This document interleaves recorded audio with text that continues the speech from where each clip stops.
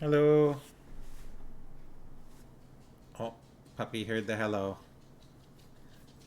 Happy Friday. There's the pup. Waggy tail. Wag, wag, wag, wag, wag, wag, wag. I said hello, so that means you get snacks? Is that the deal? Do I start my stream the same way every time? Wag, wag, wag. Oh, I don't know. What do you think?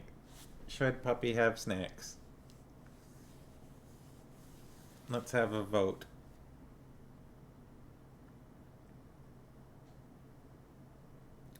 All in favor of snacks for puppies?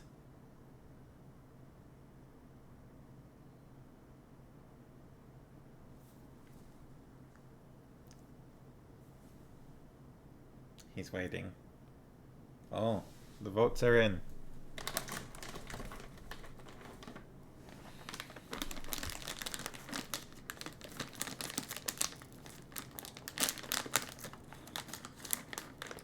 Where did he go?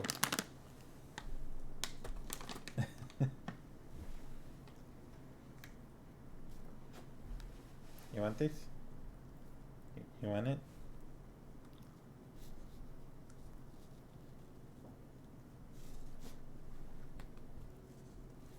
Up, up, up. You come up, up, up, up. Okay, come here, come here. Oh, oh. Sharkies, hello.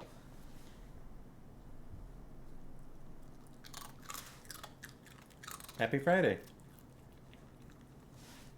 How's it going? How sleepy are we today? We were having a vote as to whether or not puppies should have snacks.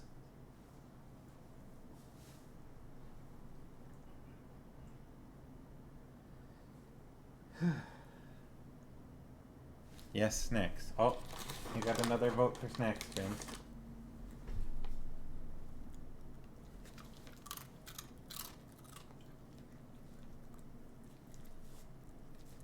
Not bad, quite tired. Yeah, I'm a little sleepy. I didn't sleep very well last night, unfortunately.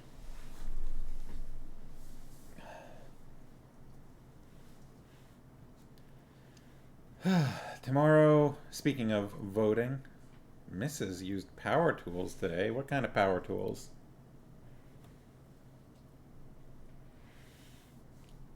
Are we talking like electric drills, table saws, jackhammer? Does a jackhammer count as a power tool, or is that more heavy duty than a power tool?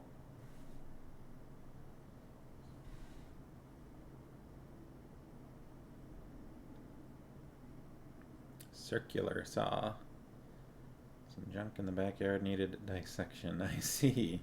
Oh boy. Speaking of votes, tomorrow's voting day for us here in, at least in our area, for things.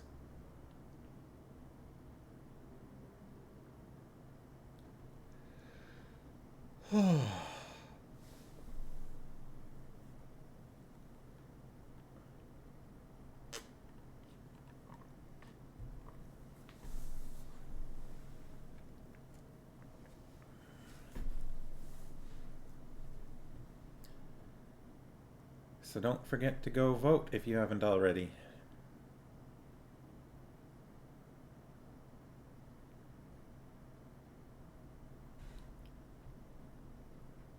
I'm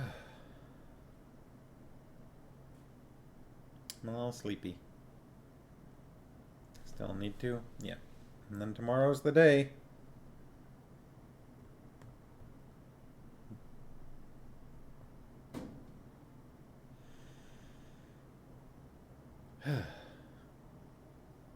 So, not much else is new with me since Wednesday. No big changes.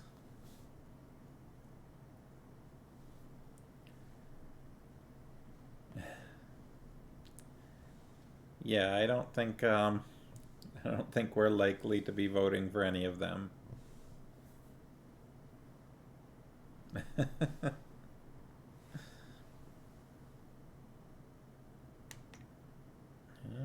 other way?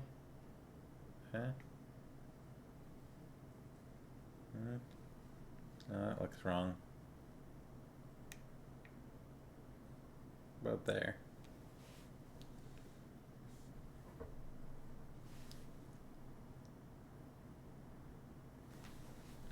Puppy. The parent's voice banner. Yeah, I'm sure they represent so many parents. Ugh. People, people are terrible.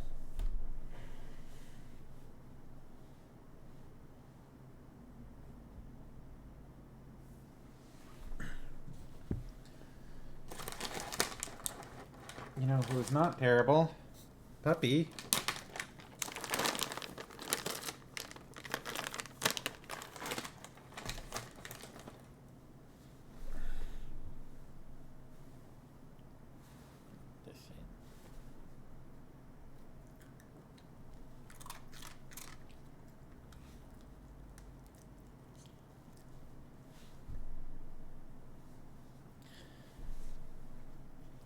So, things were heating up a little bit, or in one particular case, cooling down.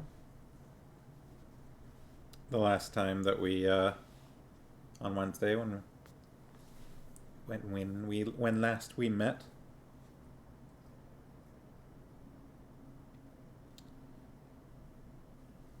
Lord Vetinari had Vimes brought in and took his sword, but not his badge, but threatened to take his badge.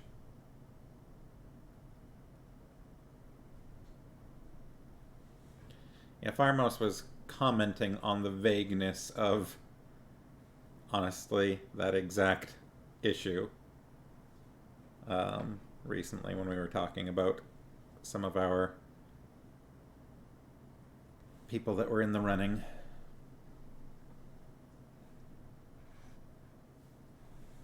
Then stop licking your legs.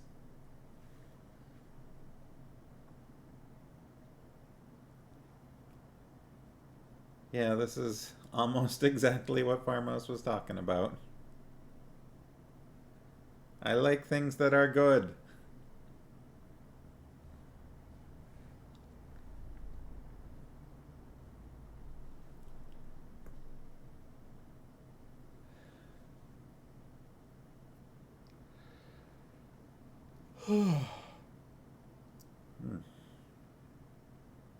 Hopefully I can get to sleep a little earlier tonight.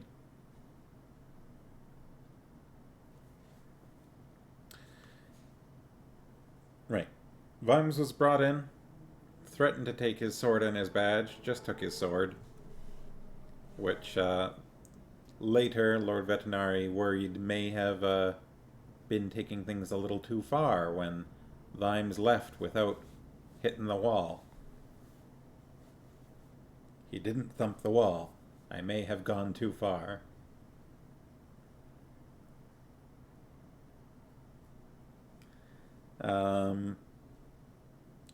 Detritus and Cuddy discovered that Detritus is actually very good at counting.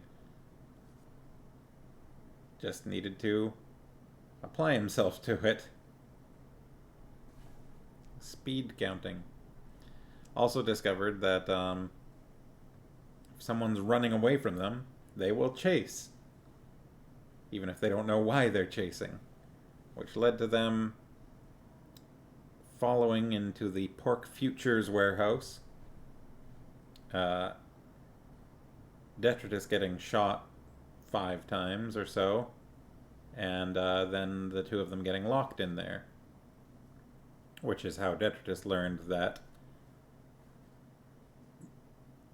the temperature is directly linked to the speed at which trolls think.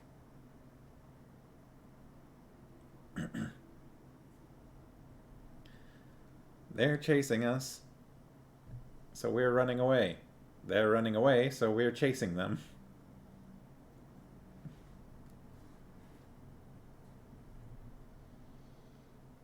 Yep, that's how Ben does. When we take him to the park, um, if another dog is there and, their person is throwing the ball for their dog, Ben doesn't care much about chasing balls, but he will chase the dog that is chasing the ball.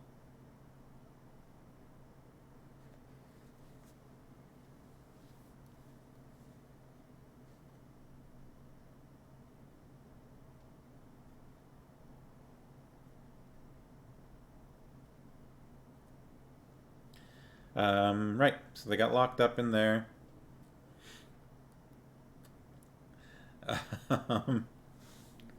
And then Detritus threw Cuddy out through a window. And Lord Vetinari went and had a meeting with Leonard of Quirm, who is locked up, ostensibly, sort of near Lord Vetinari's office. Are you creeping forward? Look at the way he puts his paws like that, and then he has his nose right down in between his paws. That's this little, holding his own face kind of thing. Of course, he's not doing it now. He knows he's on camera. Well, we'll wait. I'm sure he'll do it again. Oh, just like that. With his little, nose in between his paws. Right cute.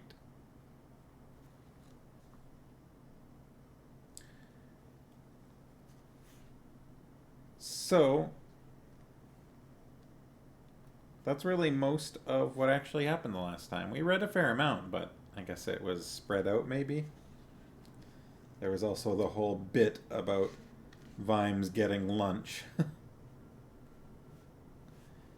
And not Sam, what is it? Sham Harga, not Sam Harga. Sham Harga debating just how dark a moonless night really is.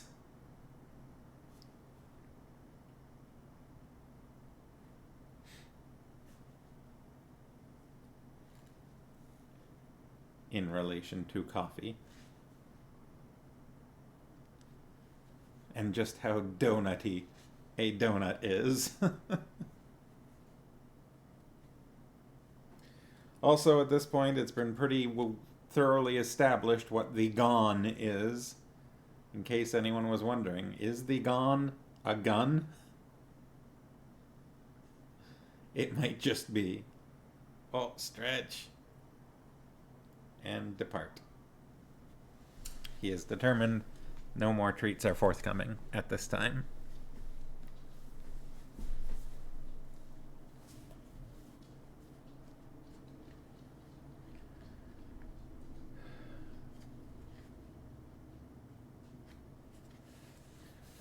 So, that's where we're at. So why don't I get into it, since we're all a little sleepy tonight? Just get started. Page 198.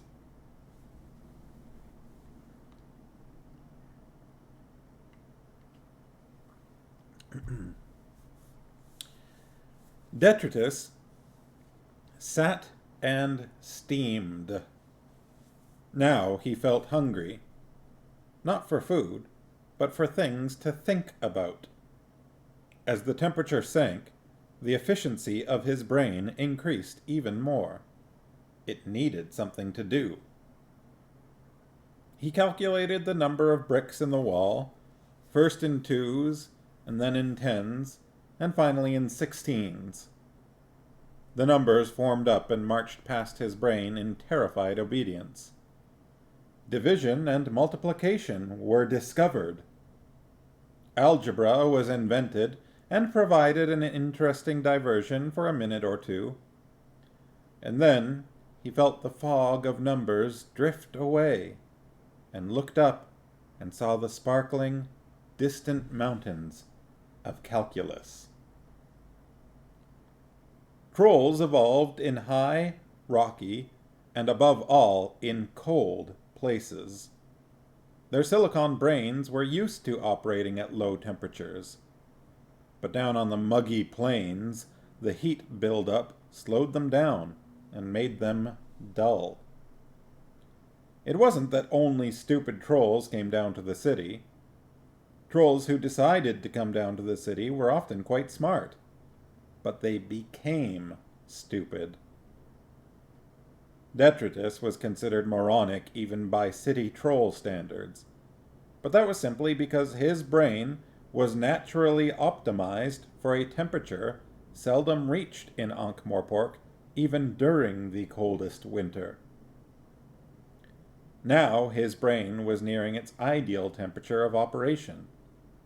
Unfortunately, this was pretty close to a troll's optimum point of death. Hello, BBAB. How's it going? We're about halfway through Men-at-Arms.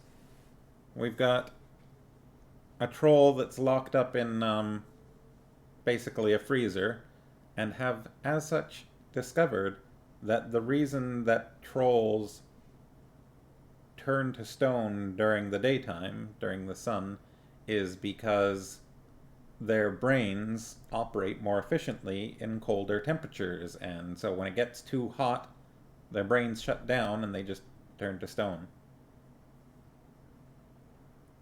We're on page 199 right now, out of 380. So we're actually just past the halfway point. Like walking computer processors, yep. Do you prefer to be cold? I like being warm. I used to enjoy winter more than I do now, but then working in film and needing to be outside in those winter conditions for 18 hours a night, overnight, really robbed the appeal for me. I see.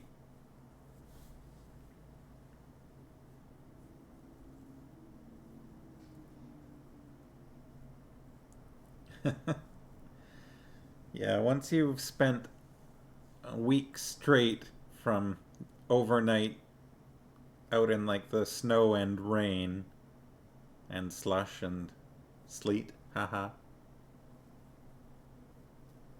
And you're, finishing work at 8 a.m. Yeah, it gets a little wearying.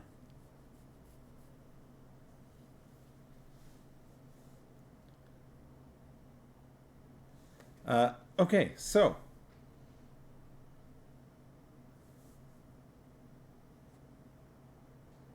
New England. A Smash Brothers competitive player that I watch on YouTube sometimes is located in New England.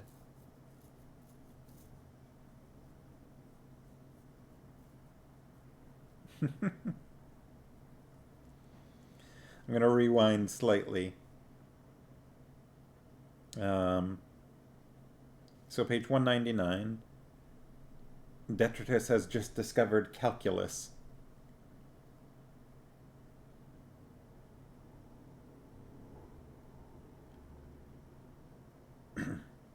So, I'm going to, like I said, just rewind a bit. Trolls evolved in high, rocky, and above all, in cold places. Their silicon brains were used to operating at low temperatures. But down on the muggy plains, the heat buildup slowed them down and made them dull. It wasn't that only stupid trolls came down to the city. Trolls who decided to come down to the city were often quite smart, but they became stupid. Detritus was considered moronic even by city troll standards. but that was simply because his brain was naturally optimized for a temperature seldom reached in Ankh-Morpork, even during the coldest winter. Now his brain was nearing its ideal temperature of operation. Unfortunately, this was pretty close to a troll's optimum point of death. Part of his brain gave some thought to this.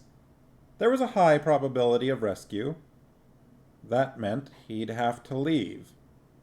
That meant he'd become stupid again. As sure as this little equation right here, which I'm not mathy enough to even read out loud.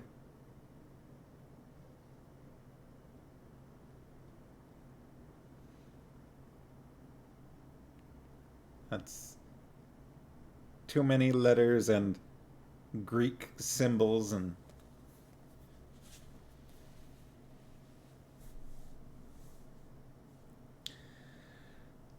better make the most of it, then. He went back to the world of numbers so complex that they had no meaning, only a transitional point of view, and got on with freezing to death as well.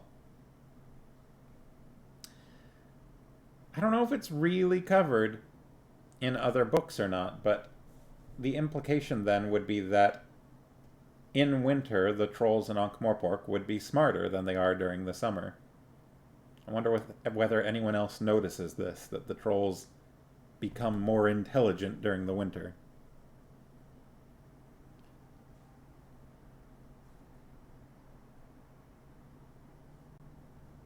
Oh, -5's not so bad. It is mentioned by Vimes?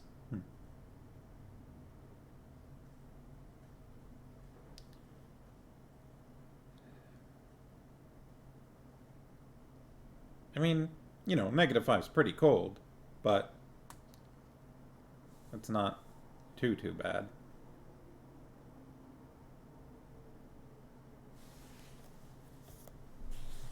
What do we get to around here?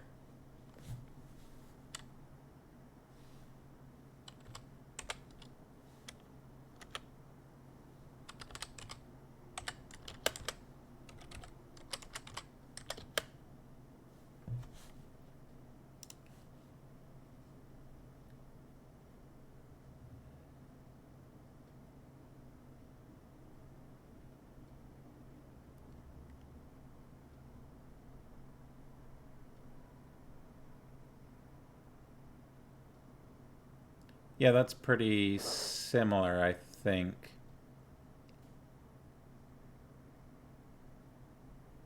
Maybe the average isn't. I'm not used to looking in Fahrenheit.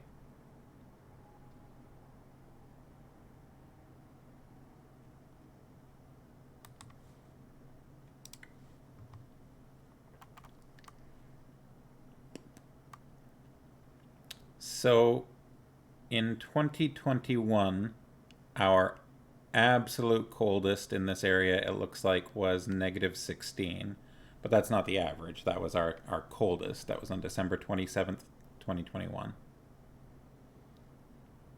And that was quite cold. Like, I think that was the coldest day that we've had in like a decade. Longer than that, even. From the looks of things.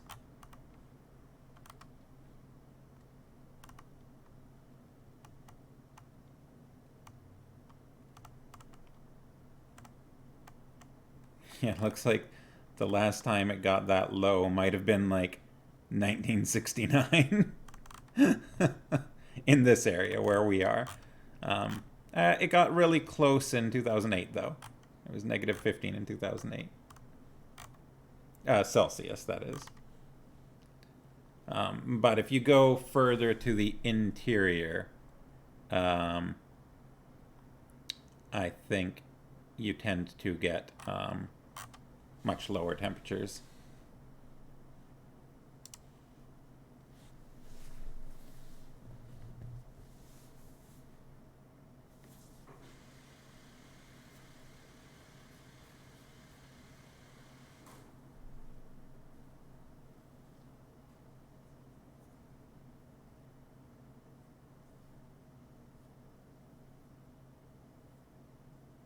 last winter was pretty cold.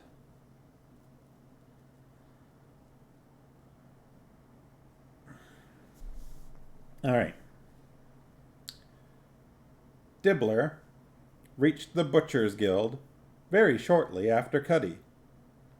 The big red doors had been kicked open, and a small butcher was sitting just inside them, rubbing his nose. Which way did he go? That way. And in the guild's main hall, the master butcher, Gerhardt Sock, was staggering around in circles. This was because Cuddy's boots were planted on his chest. The dwarf was hanging on to the man's vest like a yachtsman hacking into a gale, and whirling his axe round and round in front of Sock's face.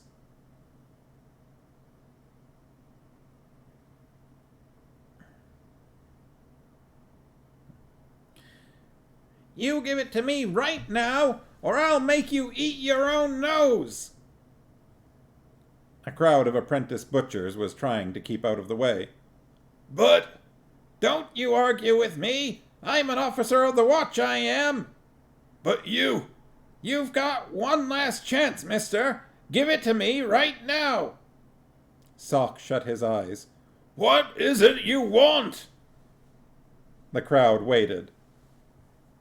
Ah, said Cuddy. ha.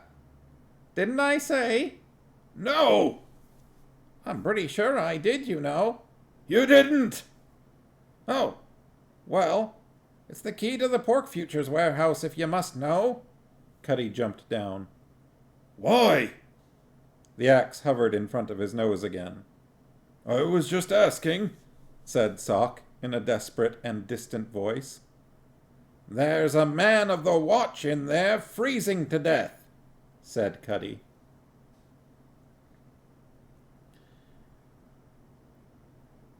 There was quite a crowd around them when they finally got the main door open. Lumps of ice clinked on the stones, and there was a rush of super-cold air. Frost covered the floor and the rows of hanging carcasses on their backwards journey through time. It also covered a detritus-shaped lump squatting in the middle of the floor. They carried it out into the sunlight. Should his eyes be flashing on and off like that? Said Dibbler. Do Troll's eyes glow? He really is a computer at this point. Can you hear me? Shouted Cuddy. Detritus! Detritus blinked. Ice slid off him in the day's heat. He could feel the cracking up of the marvelous universe of numbers. The rising temperature hit his thoughts like a flamethrower caressing a snowflake. Anyone here read Flowers for Algernon? Say something, said Cuddy. Towers of intellect collapsed as the fire roared through Detritus's brain. Hey, look at this, said one of the apprentices. The inner walls of the warehouse were covered with numbers. Equations as complex as a neural network had been scraped in the frost. At some point in the calculation, the mathematician had changed from using numbers to using letters, and then letters themselves hadn't been sufficient. Brackets like cages enclosed expressions which were to normal mathematics what a city is to a map. They got simpler as the goal neared. Simpler, yet containing in the flowing lines of their simplicity a Spartan and wonderful complexity. Cuddy stared at them. He knew he'd never be able to understand them in 100 years. The frost crumbled in the warmer air. The equations narrowed as they were carried on down the wall and across the floor to where the troll had been sitting. until they became just a few expressions that appeared to move and sparkle with a life of their own. This was maths without numbers, pure as lightning. They narrowed to a point, and at the point was just the very simple symbol equals. Equals what? Said Cuddy. Equals what? The frost collapsed. Cuddy went outside. Detritus was now sitting in a puddle of water, surrounded by a crowd of human onlookers. Can't one of you get him a blanket or something? He said. A very fat man said, Huh? Who'd use a blanket after it had been on a troll? Ha! Yes, good point, said Cuddy. He glanced at the 5 holes in Detritus's breastplate. They were at about head height for a dwarf. Could you come over here for a moment, please? The man grinned at his friends and sauntered over. I expect you can see the holes in his armor, right? Said Cuddy. C.M.O.T. Dibbler was a survivor. In the same way that rodents and insects can sense an earthquake ahead of the first tremors, so he could tell if something big was about to go down on the street. Cuddy was being too nice.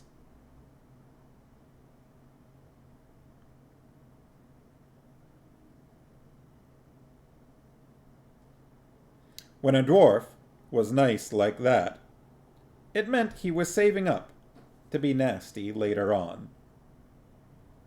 I'll just, go about my business then, he said, and backed away.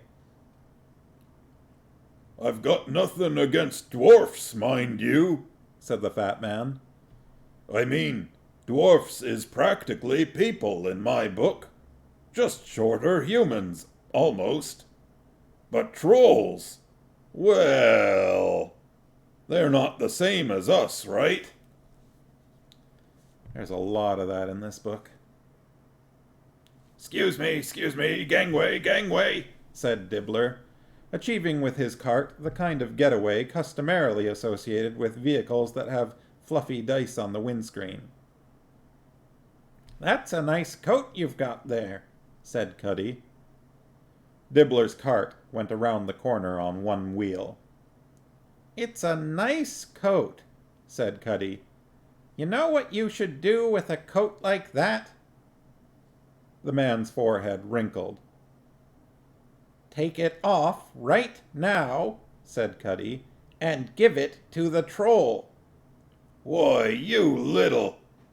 The man grabbed Cuddy by his shirt and wrenched him upwards. The dwarf's hand moved very quickly. There was a scrape of metal. Man and dwarf made an interesting and absolute stationary tableau for a few seconds.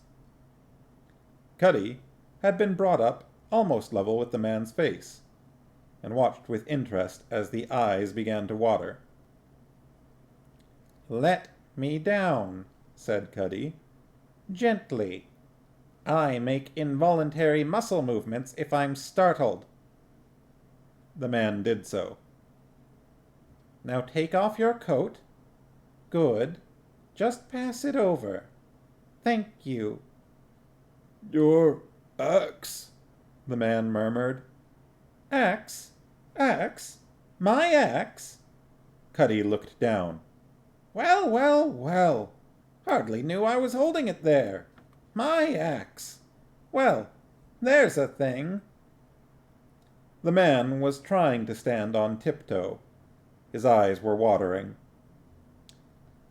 The thing about this axe, said Cuddy, the interesting thing, is that it's a throwing axe. I was champion 3 years running up at Copperhead. I could draw it and split a twig 30 yards away in 1 second. Behind me. And I was ill that day. A bilious attack. He backed away. The man sank gratefully onto his heels. Cuddy draped the coat over the troll's shoulders. "Come on your feet," he said. "Let's get you home." The troll lumbered upright. "How many fingers am I holding up?" said Cuddy. Detritus peered. 2 and 1, he suggested. "It'll do," said Cuddy. "For a start."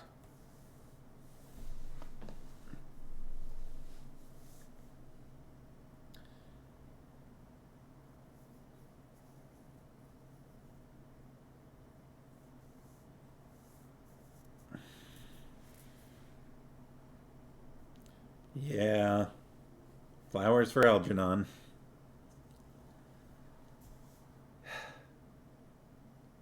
Especially the time where Detritus is still intelligent and realizes that he's going to lose that. He's going to become less intelligent once he warms up.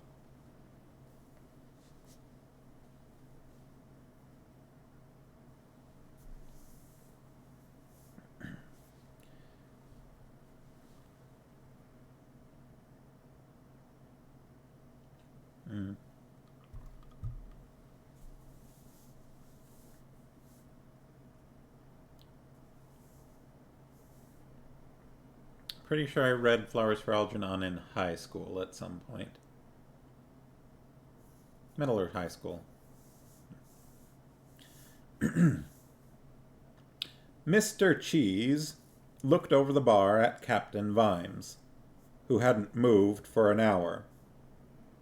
The bucket was used to serious drinkers, who drank without pleasure but with a sort of determination never to see sobriety again. But this was something new. This was worrying. He didn't want a death on his hands. There was no one else in the bar. He hung his apron on a nail and hurried out towards the watch-house, almost colliding with Carrot and Angua in the doorway. "Oh, I'm glad that's you, Corporal Carrot," he said. "You'd better come. It's Captain Vimes." "What's happened to him?" "I don't know. He's drunk an awful lot." "I thought he was off the stuff." "I think," said Mr. Cheese cautiously, "that this is not the case anymore." A scene somewhere near Quarry Lane. "Where we going?" "I'm going to get someone to have a look at you." "Not dwarf, Doctor." "There must be someone up here who knows how to slap some quick-drying cement on you, or whatever you do. Should you be oozing like that?" "Dunno. Never oozed before. Where we?" "Dunno. Never been down here before." The area was on the windward side of the cattle yards and the slaughterhouse district. That meant it was shunned as living space by everyone except trolls, to whom the organic odors were about as relevant and noticeable as the smell of granite would be to humans. The old joke went, "The trolls live next to the cattle yard? What about the stench?" "Oh, the cattle don't mind." Which was daft. Trolls didn't smell, except to other trolls. There was a slabby look about the buildings here. They had been built for humans, but adapted by trolls, which broadly had meant kicking the doorways wider and blocking up the windows. It was still daylight. There weren't any trolls visible. "Ugh," said Detritus. "Come on, big man," said Cuddy, pushing Detritus along like a tug pushes a tanker. "Lance Constable, Cuddy." "Yes." "You, a dwarf. This is Quarry Lane. You found here. You in deep trouble." "We're city guards." cry so praise. He not give a coprolith about that stuff. Cuddy looked around. What do you people use for doctors, anyway? A troll face appeared in a doorway. And another. And another. What Cuddy had thought was a pile of rubble turned out to be a troll. There were, suddenly, trolls everywhere. I'm a guard, thought Cuddy. That's what Sergeant Colin said. Stop being a dwarf and start being a watchman. That's what I am. Not a dwarf, a watchman. They gave me a badge shaped like a shield. City Watch, that's me. I carry a badge. I wish it was a lot bigger.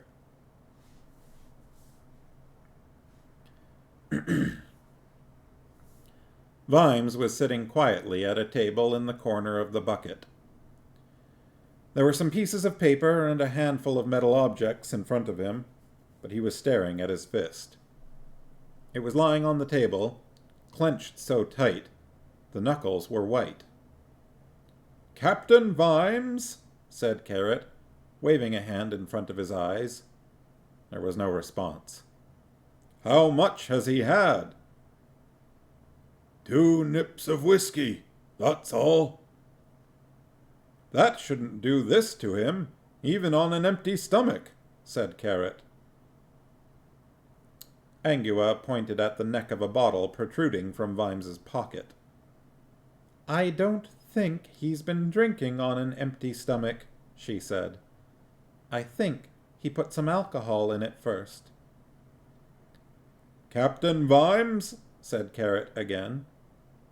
What's he holding in his hand? Said Angua. I don't know. This is bad. I've never seen him like this before. Come on. You take the stuff. I'll take the captain. He hasn't paid for his drink, said Mr. Cheese. Angua and Carrot looked at him. On the house, said Mr. Cheese. There was a wall of trolls around Cuddy. It was as good a choice of word as any. Right now, their attitude was more of surprise than menace, such as dogs might show if a cat had just sauntered into the kennels. But when they'd finally got used to the idea that he really existed, it was probably only a matter of time before this state of affairs no longer obtained. Obtained? Does that seem like a weird choice of word to you? Before this state of affairs no longer obtained?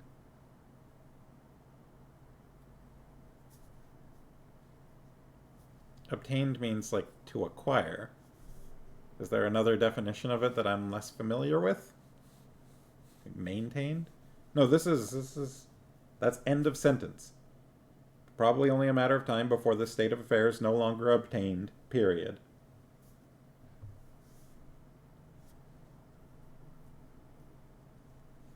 I would guess it should be maintained, maybe.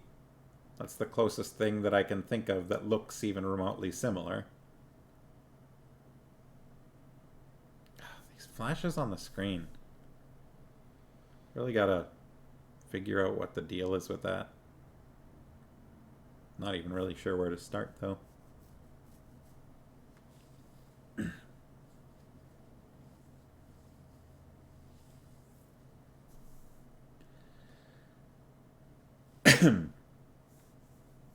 Well, finally,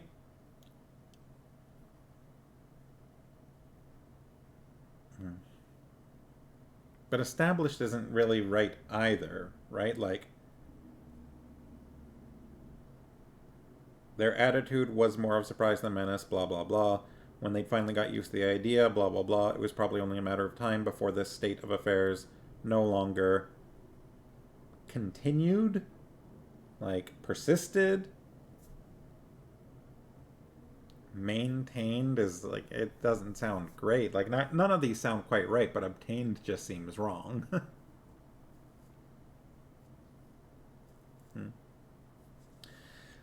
Finally, one of them said, "What dis then?" "He a man of the watch, same as me," said Detritus. "Him a dwarf." "He a watchman." "Him got bloody cheek, I know that." A stubby troll finger prodded Cuddy in the back. The trolls crowded in. "I count to 10, said Detritus. then any troll not going about that troll's business. He a sorry troll." "You detritus," said a particularly wide troll. "Everyone know you stupid troll. You join watch because stupid troll. You can't count to wham." "1, said Detritus. 2, 3, 4, 5, 6. The recumbent troll looked up in amazement. "That detritus, him counting." There was a whirring noise, and an axe bounced off the wall near Detritus's head. There were dwarfs coming up the street, with a purposeful and deadly air. The trolls scattered. Cuddy ran forward. "What are you lot doing?" he said. "Are you mad or something?" A dwarf pointed a trembling finger at Detritus. "What's that?" "He's a watchman." "Looks like a troll to me. Get it!" Cuddy took a step backwards and produced his axe. "I know you, strong in the arm," he said. "What's this all about?" "You know, watchman," said Strong in the Arm. "The watch say a troll killed Bjorn Hammerhawk. They found the troll." "No, that's not—" There was a sound behind Cuddy. The trolls were back, armed for dwarf. Detritus turned around and waved a finger at them. "Any troll move," he said, "and I start counting." The threat isn't what he's going to do after he finishes counting. The threat is the counting itself, it seems like.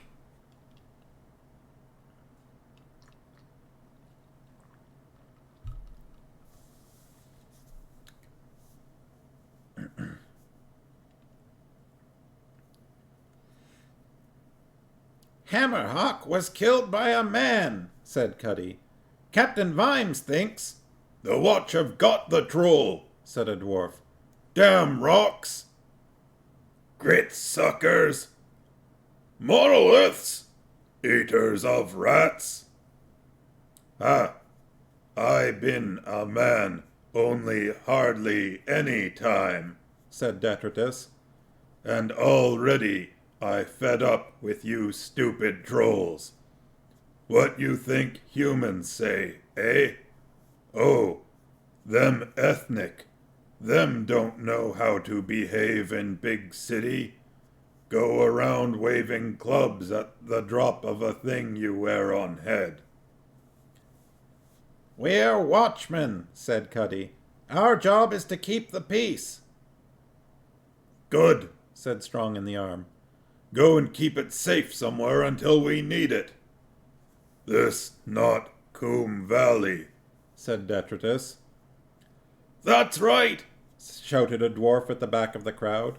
"This time we can see you."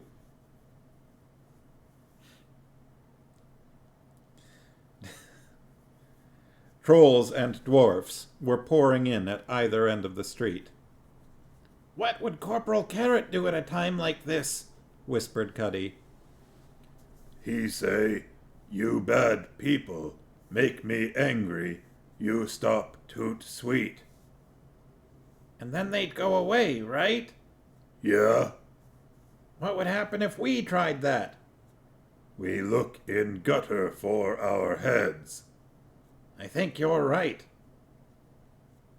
You see that alley? It a nice alley. It say, hello. You outnumbered. 256 plus 64 plus 8 plus 2 plus 1 to 1. Drop in and see me. A club bounced off Detritus's helmet. Run! The two watchmen sprinted for the alley. The impromptu armies watched them, and then, differences momentarily forgotten, gave chase. Where this go? It goes away from the people chasing us. I like this alley. Behind them, the pursuers, suddenly trying to make progress in a gap barely wide enough to accommodate a troll, realized that they were pushing and shoving with their mortal enemies, and started to fight one another in the quickest, nastiest, and above all, narrowest battle ever held in the city. Cuddy waved Detritus to a halt and peered around a corner. I think we're safe, he said. All we have to do is get out of the other end of this and get back to the watch house. Okay? He turned around, failed to see the troll, took a step forward, and vanished temporarily from the world of men.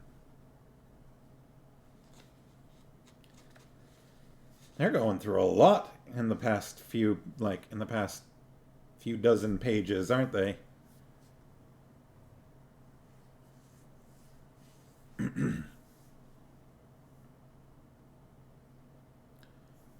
Oh no, said Sergeant Colin.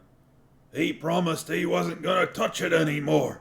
Look, he's had a whole bottle. What is it? Bear hookers? Said Nobby. Shouldn't think so. He's still breathing. Come on, help me up with them. The night watch clustered around. Carrot had deposited Captain Vimes on a chair in the middle of the watchhouse floor. Angua picked out the bottle and looked at the label. CMOT Dibbler's Genuine Authentic Soggy Mountain Dew, she read. He's going to die. It says 150% proof. Nah, that's just old Dibbler's advertising, said Nobby. It ain't got no proof, just circumstantial evidence. Why hasn't he got his sword? Said Angua.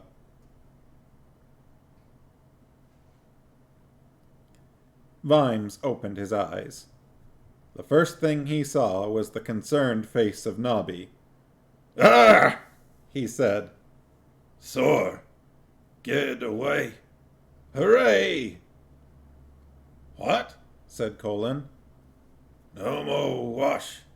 All go. I think he's a bit drunk, said Carrot. Drunk? I'm not drunk. You wouldn't dare call me drunk if I was sober. Get him some coffee, said Angua. I reckon he's beyond our coffee, said Colin. Nobby, nip along to Fat Sally's and Squeeze Belly Alley and get a jug of their special Klatchian stuff. Not a metal jug, mind. Vimes blinked as they manhandled him into a chair. I'll go away, he said. Bang! Bang! Lady Sybil's going to be really mad, said Nobby. You know he promised to leave it alone. Captain Vimes, said Carrot. How many fingers am I holding up? How many hands, then? 4. Blimey, I haven't seen him like this for years, said Colin. Here, let me try something. Want another drink, Captain? He certainly doesn't need a... Shut up, I know what I'm doing. Another drink, Captain Vimes? Huh? I've never known him not to be able to give a loud, clear yes, said Colin, standing back. I think we'd better get him up to his room. I'll take him, poor chap, said Carrot. He lifted Vimes easily and slung him over his shoulder. I hate to see him like this, said Angua, following him into the hallway and up the stairs. He only drinks when he gets depressed, said Carrot. Why does he get depressed? Sometimes it's because he hasn't had a drink. That's an interesting comment from Carrot. But I don't think that Carrot's really known Vimes when he was a drinker, so that must be second-hand knowledge, I guess. Right? Because Vimes didn't really drink around Carrot and guards, I don't think. Not that I remember, anyway. No, Carrot went drinking with some of the other guards, but not with Vimes, I don't think. Maybe they did once together?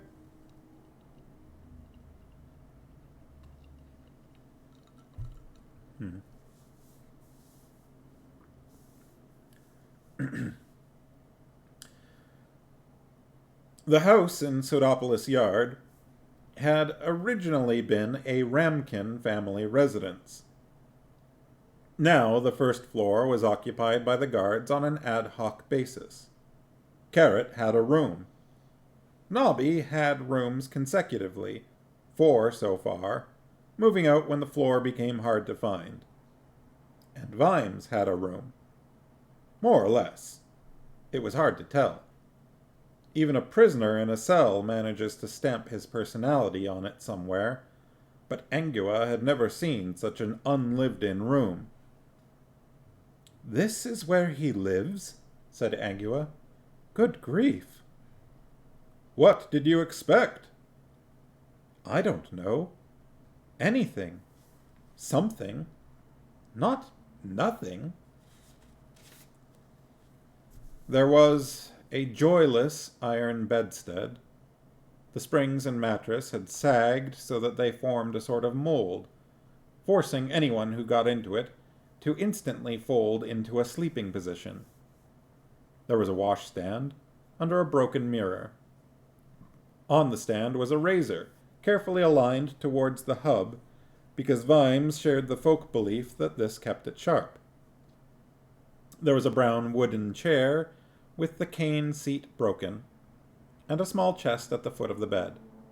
And that was all. I mean, at least a rug, said Angua. A picture on the wall? Something. Carrot deposited Vimes on the bed, where he flowed unconsciously into the shape. Haven't you got something in your room? Angua asked. Yes, I've got a cutaway diagram of number 5 shaft at home. It's very interesting strata. I helped cut it. And some books and things. Captain Vimes isn't really an indoors kind of person. But there's not even a candle. He finds his way to bed by memory, he says. Or an ornament, or anything. There's a sheet of cardboard under the bed, Carrot volunteered. I remember I was with him in Filigree Street when he found it. He said, There's a month's souls in this, if I'm any judge. He was very pleased about that. He can't even afford boots? I don't think so. I know Lady Sybil offered to buy him all the new boots he wanted, and he got a bit offended about that. He seems to try to make them last.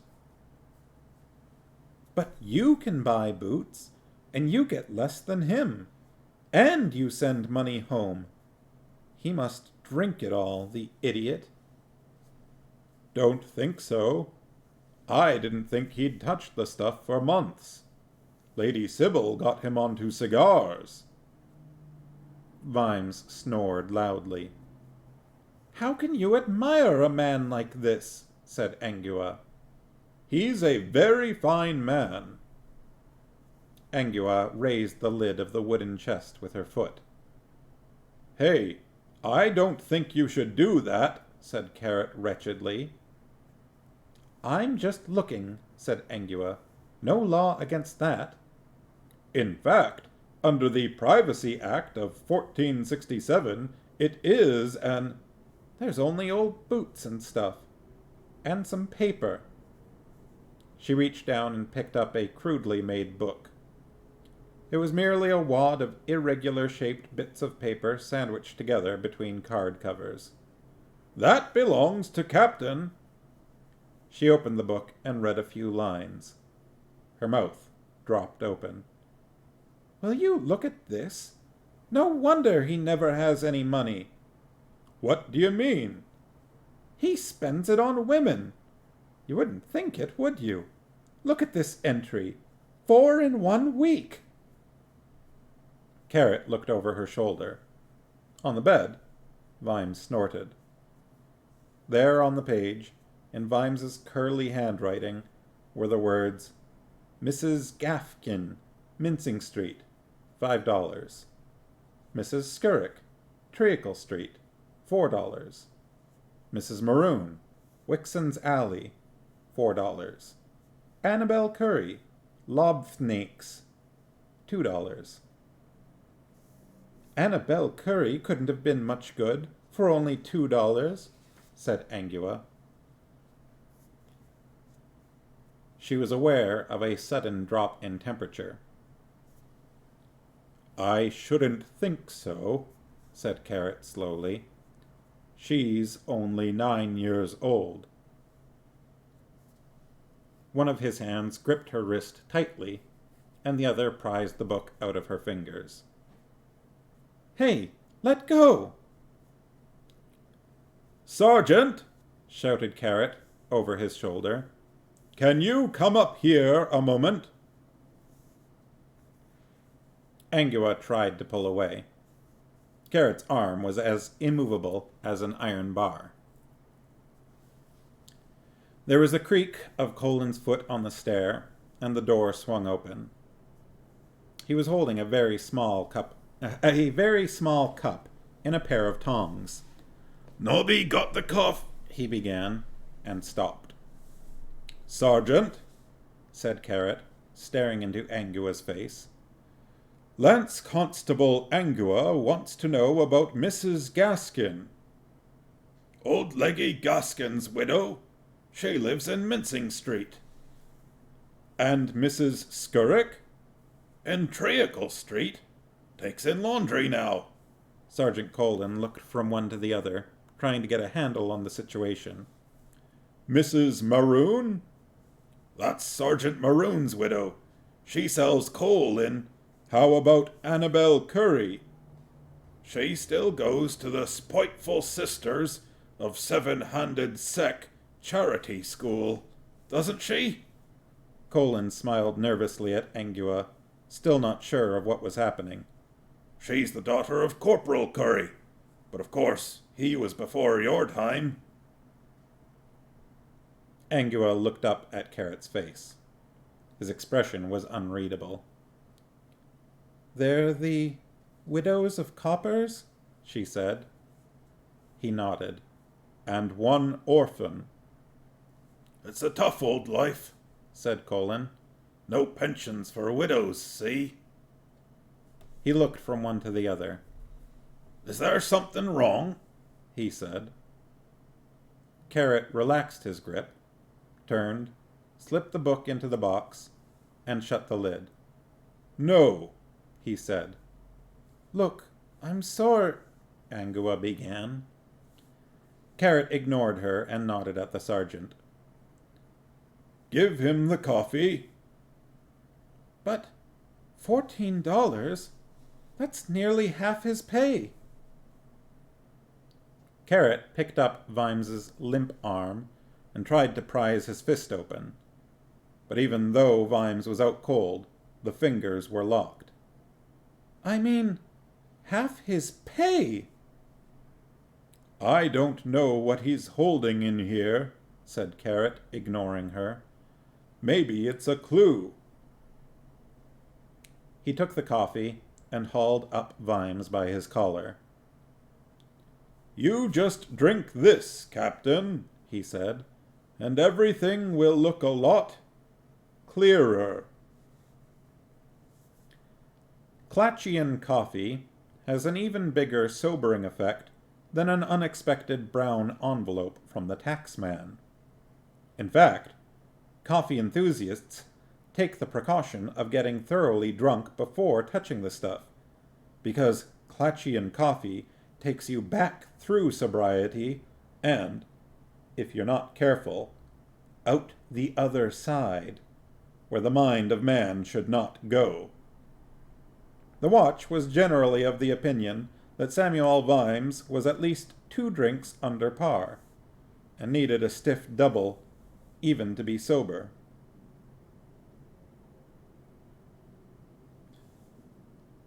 Careful, careful. Carrot let a few drops dribble between Vimes's lips. Look, when I said, Angua began. Forget it. Carrot didn't even look round.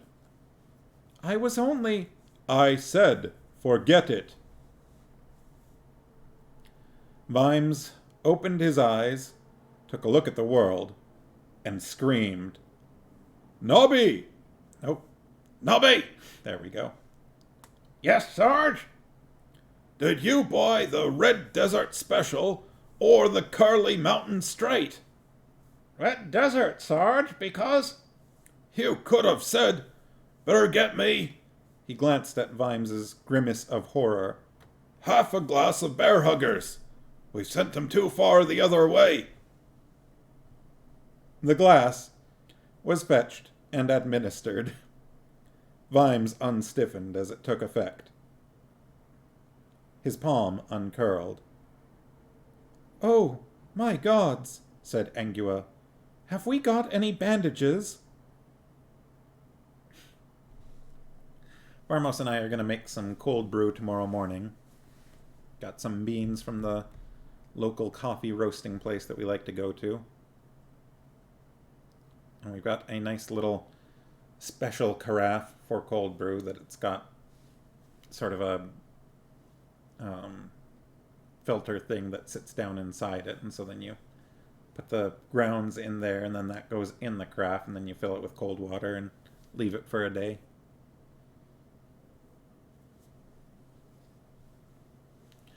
I would love to try Turkish coffee at some point, where they brew it in the sand, the hot sand coffee. I've seen some... I get video clips of that coming across my, video feed occasionally, and it looks really good. The way it kind of like foams up.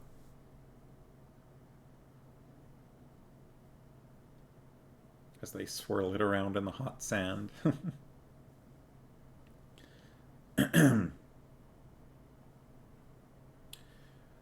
The sky was a little white circle high above. Where the hell are we, partner? Said Cuddy.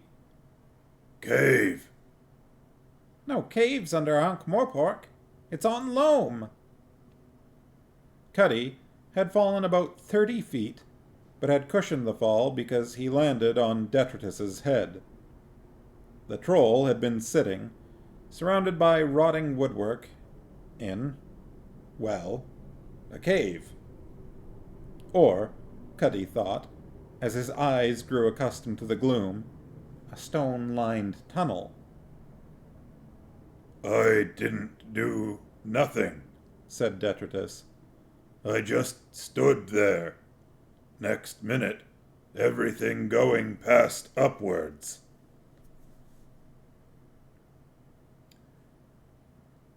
Cuddy reached down into the mud underfoot and brought up a piece of wood. It was very thick. It was also very rotten. We fell through something into something, he said. He ran his hand over the curved tunnel wall. And this is good masonry. Very good. How we get out? There was no way to climb back. The tunnel roof was much higher than detritus. We walk out, I think. He sniffed the air. Oh, we walk out, I think, said Cuddy. He sniffed the air, which was dank. Dwarfs have a very good sense of direction underground. This way, he added, setting off. Cuddy? Yes? No one ever say there tunnels under the city. No one know about them. So? So, there no way out. Because way out is way in too. And if no one know about tunnels, then it cause no way in. But they've got to lead somewhere. Okay. Black mud, more or less dry, made a path at the bottom of the tunnel. There was slime on the walls, too, indicating that at some point in the recent past the tunnel had been full of water. Here and there, huge patches of fungi, luminous with decay, cast a faint glow over the ancient stonework. Footnote. It didn't need to. Cuddy, belonging to a race that worked underground for preference, and Detritus, a member of a race notoriously nocturnal, had excellent vision in the dark. But mysterious caves and tunnels always have luminous fungi, strangely bright crystals, or at a pinch, merely an eldritch glow in the air, just in case a human hero comes in and needs to see in the dark. Strange but true. End of footnote. Cuddy felt his spirits lift as he plodded through the darkness. Dwarfs always felt happier underground. Bound to find a way out, he said. Right. So, how come you joined the watch then? Huh? My girl, Ruby, she say, you want get married, you get proper job. I not marry a troll, what people say. Him no good troll, him thick as a short plank of wood. Detritus's voice echoed in the darkness. How about you? I got bored. I worked for my brother-in-law, Durrance. He's got a good business making fortune rats for dwarf restaurants. Blah. But I thought, this isn't a proper job for a dwarf.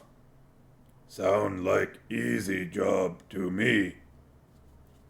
I had the devil of a time getting them to swallow the fortunes.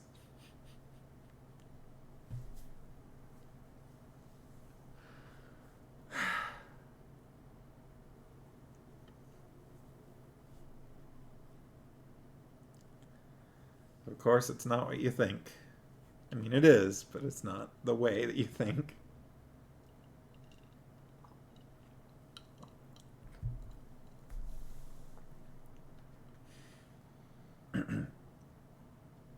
Cuddy stopped. A change in the air suggested a vaster tunnel up ahead.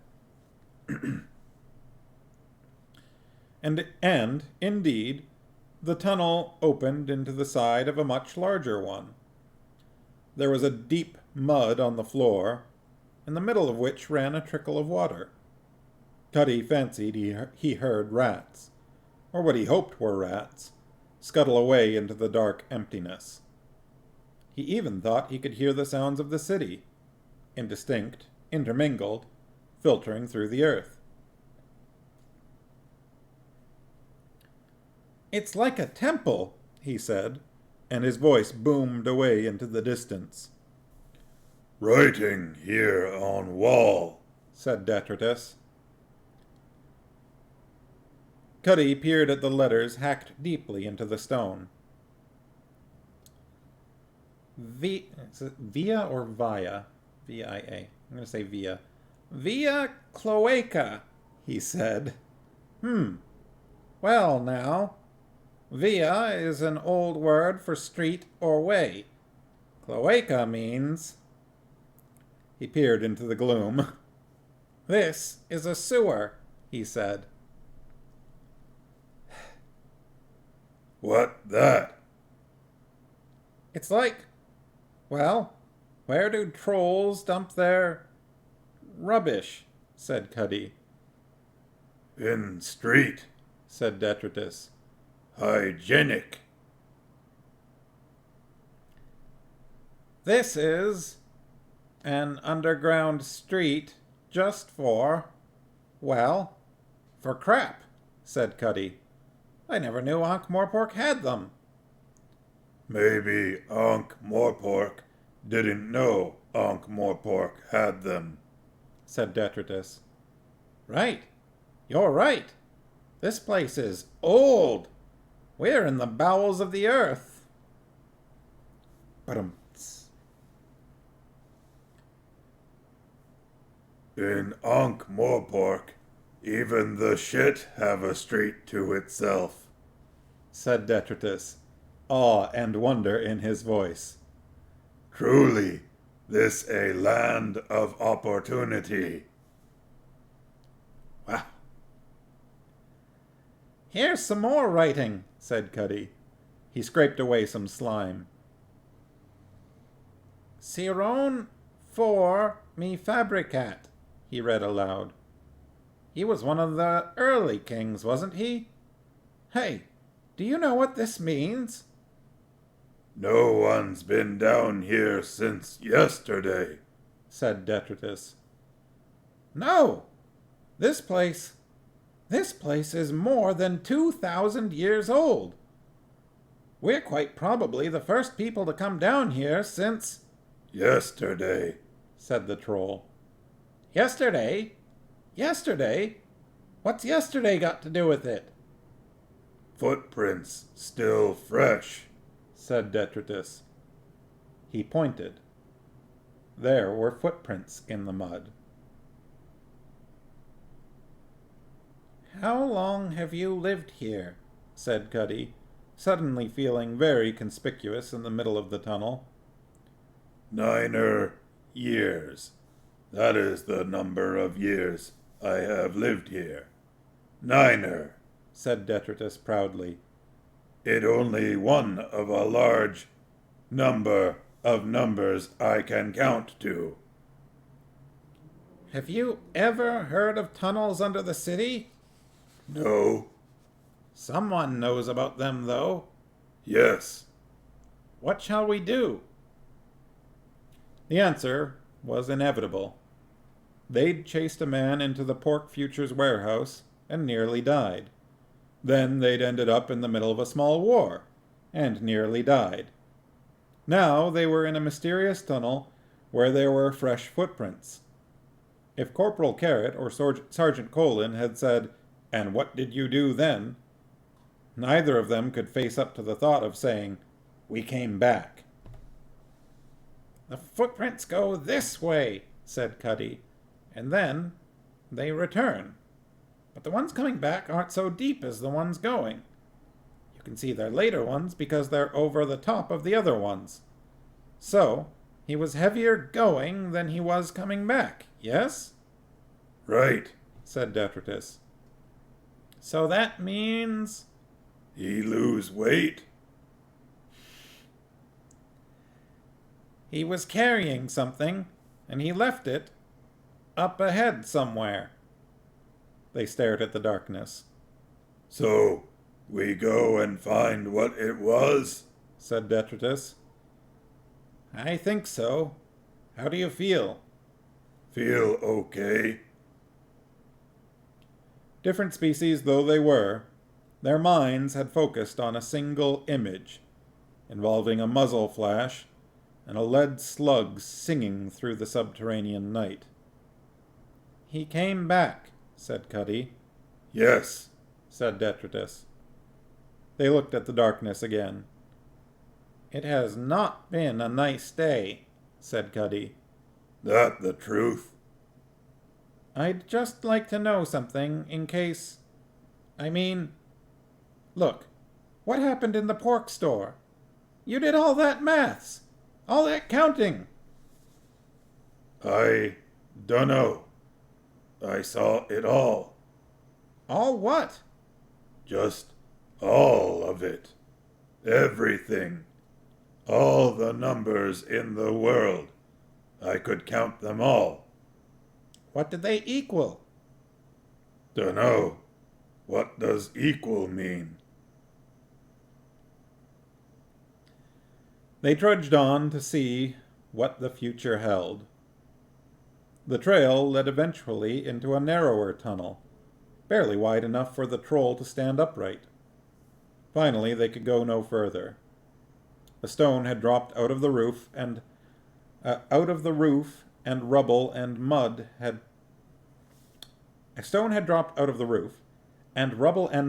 percolated through, blocking the tunnel. Had to get the parsing on that. I don't know. But that didn't matter, because they'd found what they were looking for, even though they hadn't been looking for it. Oh dear, said Detritus. Very definitely, said Cuddy. He looked around vaguely. You know, he said, I reckon these tunnels are usually full of water. They're well below the normal river level. He looked back to the pathetic discovery. There's going to be a lot of trouble about this, he said. It's his badge, said Carrot. Good grief. He's holding it so tight it's cut right into his hand. It's 8:22. Should I keep going?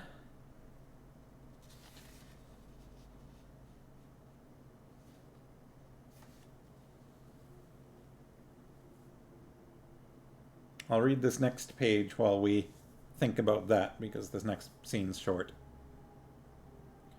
Technically, Ankh-Morpork is built on loam, but what it is mainly built on is Ankh-Morpork.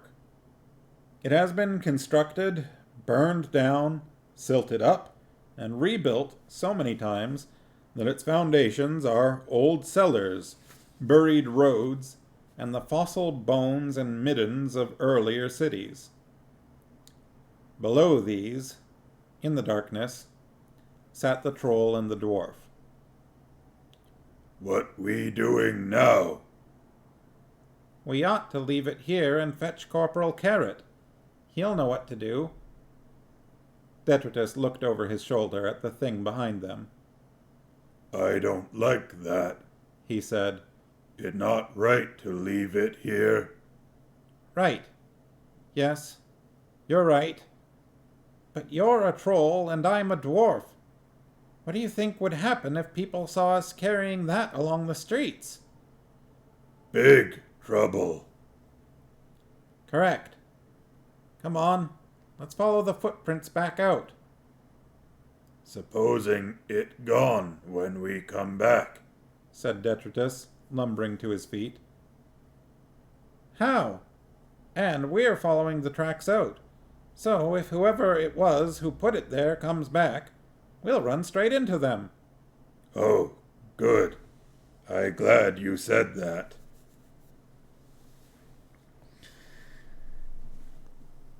Let's see how long this next bit is.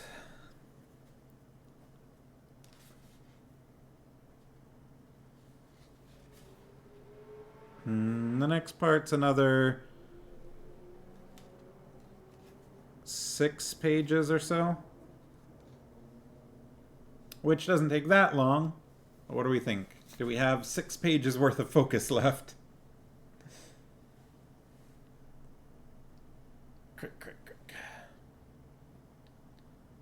Because if not, we can always pick up next Wednesday.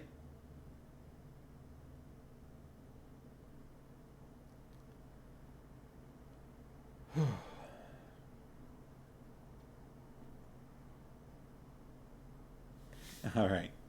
Let's call it there then.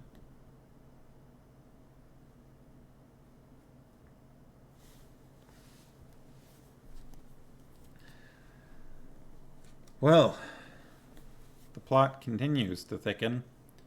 What do we think that they found down there in the sewers? The Via Cloaca.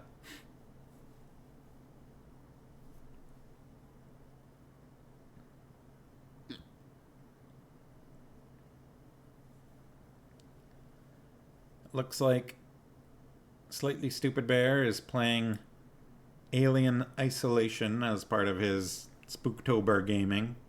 So why don't we raid on over to him and wish him a happy Friday before we all go to sleep. Can you imagine Ankh-Morpork would just use the river as a sewer? I think that they do, which is why they don't know about the actual sewers down below. Spooky. Yeah, Bear's been doing spooky games for October. So there were some sad bits in this part that we read tonight, huh? Vimes is in real rough shape, and that bit with his little receipt book. That was a little depressing, wasn't it?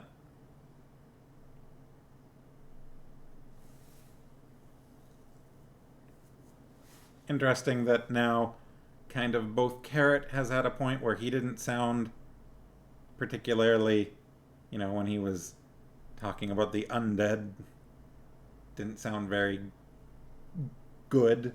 And now Angua has had a moment like that as well, taking shots at Vimes.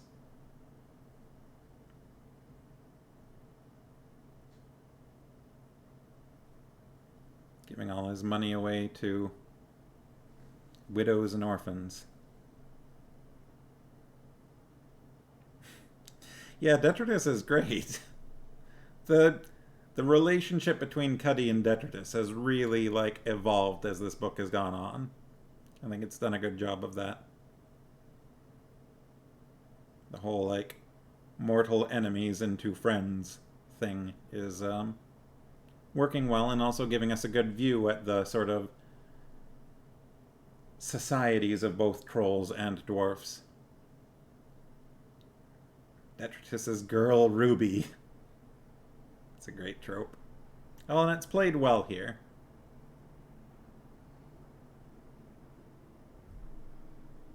Yeah, don't salute.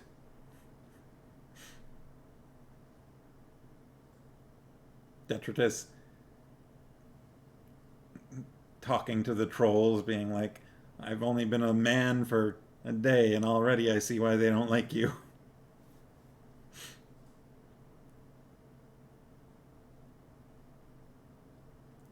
And apparently someone in the watch, most likely Captain Quirk, has blamed Hammerhawk's death on a troll.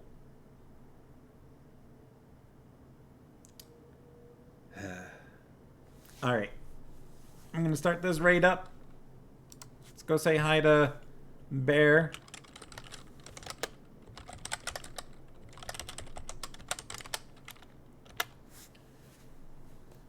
Yeah, you have a good night too, Sharkies. It's good to see you here. And, yeah. See you next Wednesday. Hopefully everyone sleeps well tonight. And have a good weekend too. Alright. Good night, everyone. Good night, BBAB. Thanks for coming by. Bye.